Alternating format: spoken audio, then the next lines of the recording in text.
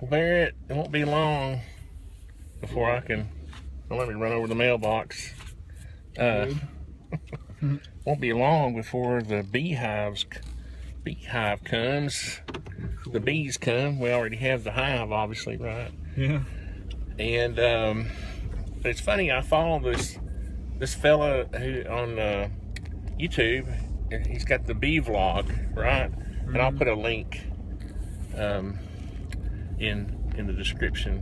When I get back to the office, I make these vlogs, and I'm reminded I have to put links later. John Smith always reminds me, don't forget the links. So the reason this came up is because, let's see, which way are we going? That way? Probably. Is because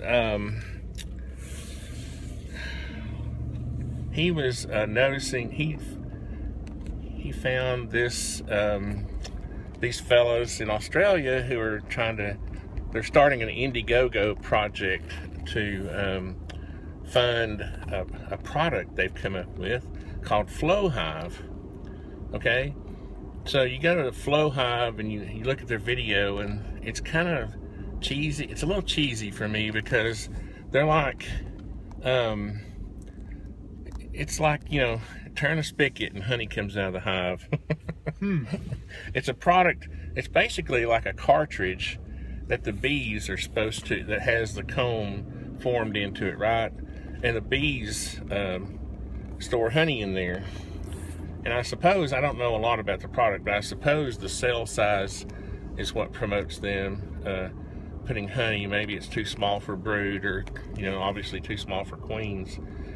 And maybe they even have a queen excluder, or, you know, whatever, to keep brood from going in, you know, being laid in there. Anyway, it's kind of weird because, you know, the bees go, it's a plastic cartridge, right, and it fits in a standard hive, and then supposedly the bees, well, not supposedly, they've actually shown it happening.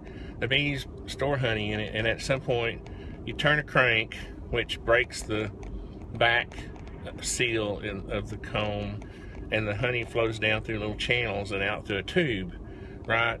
Yeah. Well, they have this cheesy commercial looking thing where these two hippies have pancakes, and it's like, you know, tapping into a tree, maple syrup, and it's coming out of the hive. You know, the honey's coming out and flowing onto their pancakes, right? So honestly, what bothers me is the way they promote it. I mean, I haven't, and maybe I just don't know enough about it yet, but it bothers me that people think that bees are just, their only function is to provide us honey. You know, I didn't see anything about these guys promoting. Now, I'm a capitalist, and now the heat's getting all burning.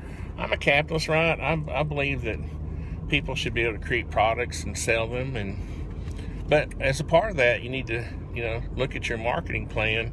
And I think a good marketing plan for this would have been including how beneficial bees are to the environment, right?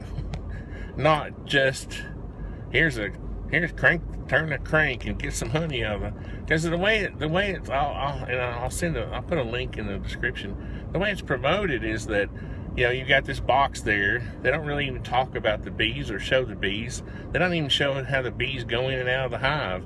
It's just like, turn a crank and you get honey, you know?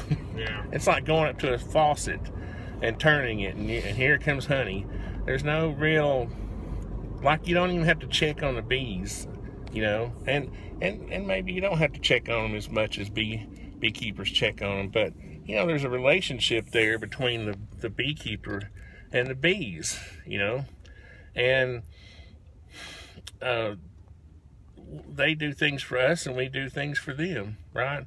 And one thing is that we check on them, we make sure there's no disease in the hive, we make sure there's no, you know, foreign invaders that they can't take care of, the mites and the little, you know what I mean, other ants and stuff. There's a relationship there, and to promote it and to advertise it as if it's just a box. It's just bees in a box that are producing honey. It's almost, it's kind of a selfish. It's a little bit. It's not selfish. It's sort of, it's a little bit of false advertising to think that you're never gonna have to, you know, that you got these bees in a box and you just turn this valve whenever you need honey. You know, the bees need honey too, especially to make it through the winter.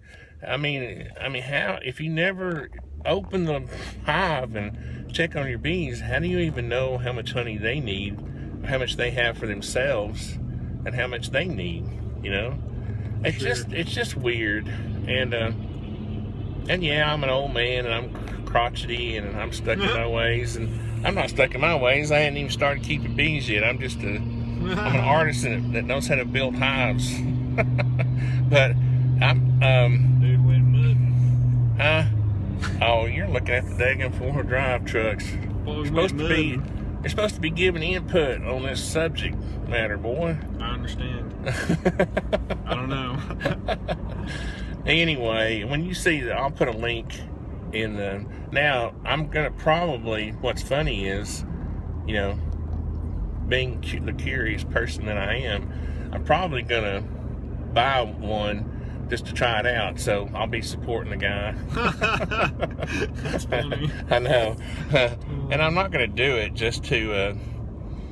I'm not buying it just to criticize it. If it works, right?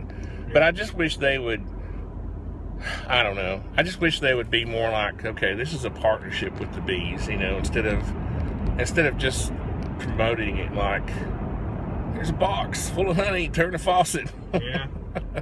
Because when you watch it, you tell me what you get out of that. So anyway, I'll put a link. It's Flow Hive on Indiegogo. They're in Australia, so I don't know what the shipping's going to be. They're talking about creating a plant, you know, manufacturing plant here in the United States, because obviously most of the demand will be here. And so anyway, it should be interesting, and we'll follow it along, and hopefully in a couple of months we'll have our bees and we can test out our new hive design. Cool. That'll decide whether we're experts or not, right? Thanks, guys.